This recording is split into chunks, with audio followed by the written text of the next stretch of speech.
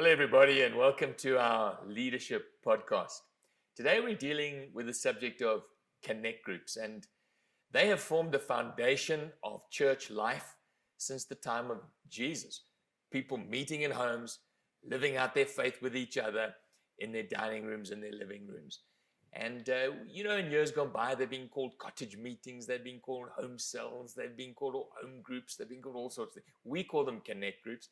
And our connect groups have gone through a major metamorphosis in the last 7 weeks because we no longer can meet in lounges. So we've gone to now Zoom meetings and other social media platforms. So today I'm looking at a very specific one, which is the WhatsApp platform. And to have that conversation, I'm going to talk to a millennial. That's my daughter, Katie. And Katie has led many connect groups in her short life. She was 13 years old when she led her first connect group. And how many groups have you led since then, my girl? I've led 4 connect groups since then. I'm currently leading my 4th one. Your 4th one. But you've also been for a year in Australasia where you helped lead connect groups in Australia. Yeah, I helped lead 1 or 2 there. Okay, well. And you love connect groups. Yes, absolutely. So when you heard you had to go into cyberspace instead of meeting your friends, what did that feel like for you? I was excited because I know this generation just loves listening to podcasts and also just loves being on Zoom and social media. So I thought it would be like a great way to get into the... But then there was a problem because half your girls couldn't even get on. Yeah, so most of the girls have data struggles, so they didn't end up being able to do Zoom.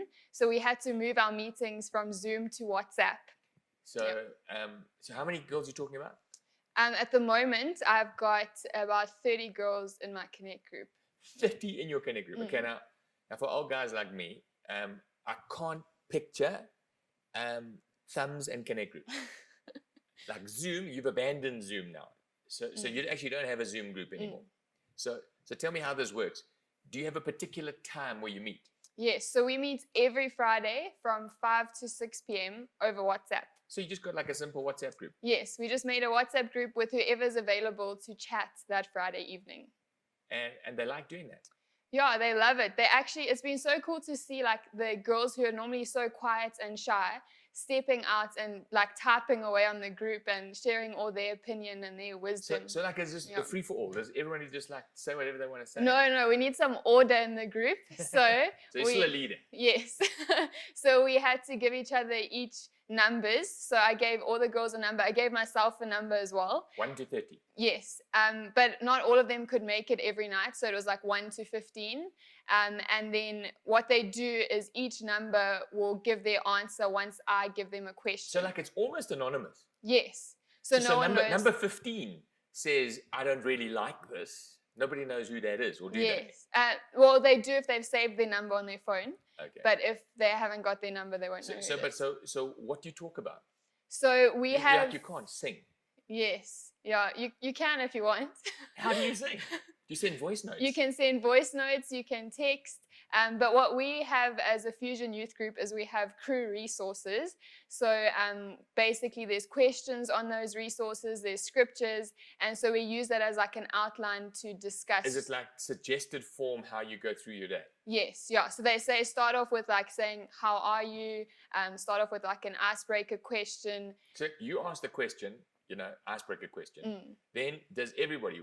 Number 1, number 2, number 3, all go in order, or do they just all stick their answers in? So we tried the orderly way, but if number 1 doesn't have an answer, then it takes a while for them to reply. So we just all reply, and then I just make sure everyone has replied before I do the next question. So some people reply with voice notes, others reply with text. Yes, most are text, but if they want to explain something, they send a voice note. So you go icebreaker, then what do you do?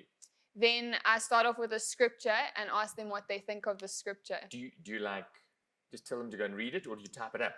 So I normally send them the scripture on the Wednesday so that they can think about it and they can think of questions they might want to ask. But then I also type it up on the Friday, post it, and then ask them what they think of it. Okay, and so do people like argue with each other or discuss with each other, or are they just all talking to you? Is it like you talking to 15 people, or is it 15 people talking to each other? Okay, so we're all talking to each other so they can reply to someone else's answer. And I'll also give myself a number so that I'm not just firing questions at them, but they actually hear my answer But as every now well. and again, you stop it and say, okay, that's enough on that question. Let's ask the Yes. next question. Yes. So once it's gone on for a bit too long, or once everyone's answered, I go on to the next question. So at the end of these questions, there's an icebreaker one, then the scripture questions, then I assume it's to do with practical application. What does this mean for you guys, etc., etc. How does it end? So we normally end with a challenge, which is on the Crew resources as well. And it normally just tells them during this week, think about what we've spoken about. And the challenge for the week is maybe try forgive a person that you're holding unforgiveness towards, like this last week. And then I ask them for any prayer requests. So if they have anything they need prayer for, they pop them on the group. And then I individually message girls in the group and So you say, don't like put little praying hands and everybody prays. No. Okay, so prayer happens afterwards. Yes. Yeah. Singing happens in your bathtub. Yes. And so it's basically connecting. How are you? Icebreaker questions, some fun, discussing a scripture, giving prayer requests. How long does that last for? So some connect groups do it for 30 minutes to an hour, but I keep it at an hour because there's supper and other commitments that they have to get to. So Practically, yeah. what time of day do you do it? From 5 to 6 p.m. Okay, Yeah. and that's teenagers. Yes. Okay. Now, when we're allowed to go back to houses, are you going to abandon the WhatsApp group? No, so we'll still keep the WhatsApp group to keep in contact because we had it before lockdown, but we'll definitely go back to meeting when we're allowed to. Okay. And do Yeah. the girls ever talk to each other on WhatsApp? They do, but I've noticed they've spoken more now during lockdown because they didn't speak too much before lockdown happened. Wow. Yeah. And so do you think this is meaningful?